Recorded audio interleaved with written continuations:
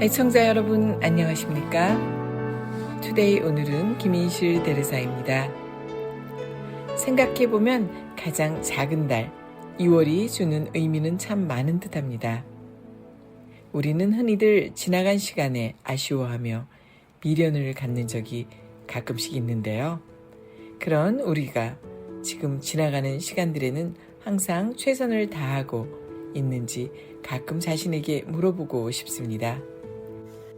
살아온 시간이라는 단어가 단지 어쩌면 우리를 가득 채우기에 급급한 그런 의미였는지도 모르지만 지금 우리가 조금은 모자란 듯 보이더라도 조금은 또 부족해 보이더라도 우리 자신에게 여유를 주는 그런 날들이 되었으면 좋겠습니다.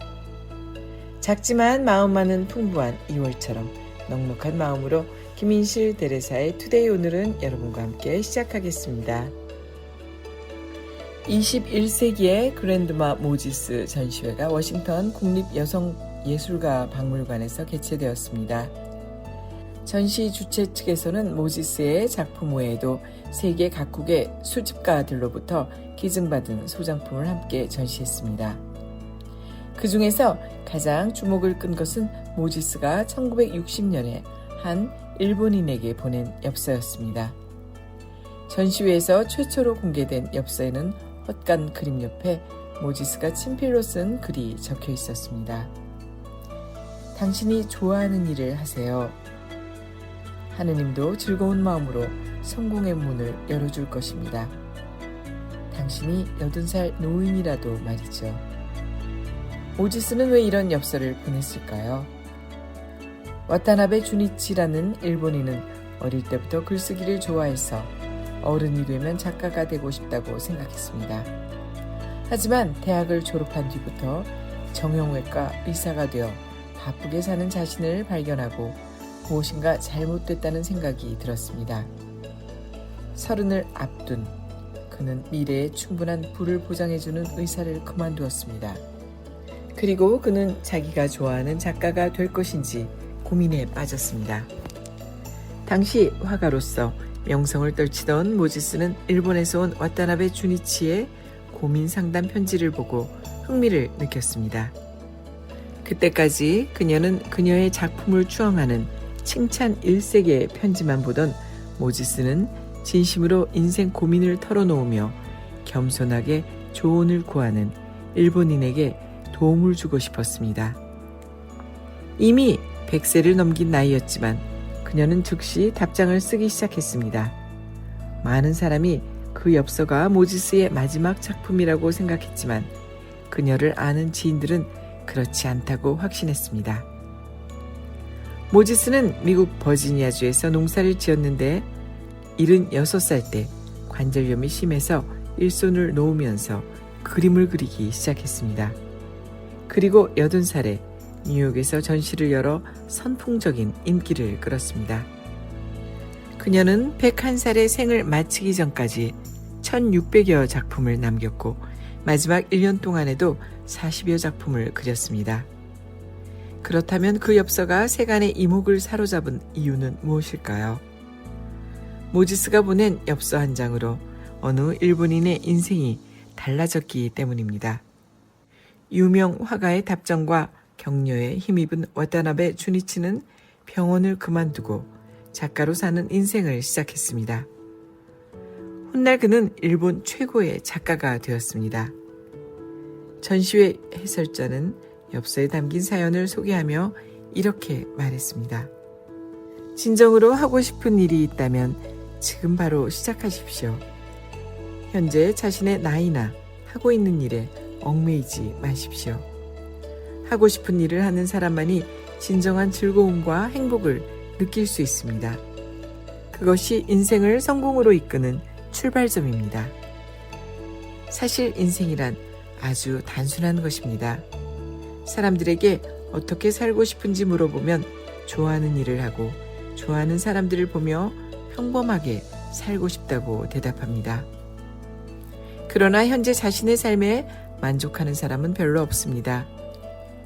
왜 자신의 삶에 만족하지 못할까요? 누구도 현재 직업, 일, 배우자를 선택하라고 칼을 들이대며 강요하지 않았습니다. 바로 용기가 부족한 자신이 선택한 삶이며 자기의 목소리에 귀를 기울이지 않은 결과에 불과합니다.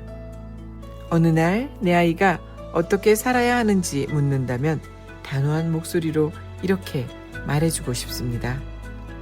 네가 좋아하는 것을 하렴. 인생은 짧은 여행이라고 합니다. 유한한 인생은 그래서 더 소중한 것입니다. 인생의 여행길에서 열정을 품은 것들에 관심을 쏟고 흔적을 남겨보면 어떨까요? 훗날 지난 날들을 되돌아보며 이렇게 말할 수 있을 것입니다. 나는 모든 일을 열정적으로 했으며 결코 부끄러운 삶을 살지 않았다. 언제나 당당했기에 나는 정말 행복했다. 라고요. 겨울철에 미끄러운 비탈길을 걸어갈 때는 조심을 해야 되죠. 언뜻 보기에 괜찮을 듯 싶다고 조심성 없이 발을 내디뎠다가는 큰 낭패를 겪기 쉽습니다. 꼭 한겨울 추위 속에 실제 미끄러운 비탈길에서만이 아닙니다.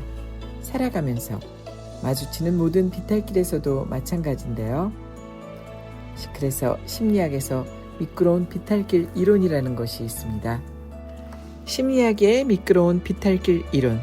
비탈길 가설은 처음 제기된 문제를 해결하지 않아서 더 큰 문제가 발생하는 경우라든지 대수롭지 않다고 여겼던 습관이 몸이나 마음 상태를 바닥까지 곤두박질 치도록 만들 때까지 중단하기 힘들어지는 상황을 가리킵니다.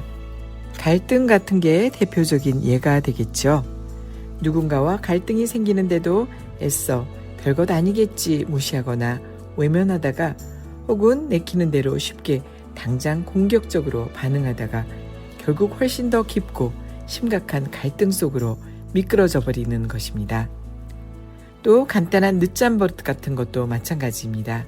처음에는 하루 이틀 늦잠 좀 자는 게 뭐 어떠랴, 내일부터 일찍 나면 되지 라고 간단하게 생각을 합니다. 그러나 그런 게으름이 쌓이고 또 쌓이다 보면 어느새 인생 전체가 저만큼 밑으로 떨어지거나 혹은 뒤처져 버리기도 합니다. 그러니 모든 문제는 비탈길 입구에서 제대로 해결을 해야겠죠. 미끄러운 비탈길로 굴러떨어지는 일이 없도록 어떤 문제 앞에서는 심기일전, 처음부터 마음 단단히 먹고 발을 내디뎌야 하겠습니다.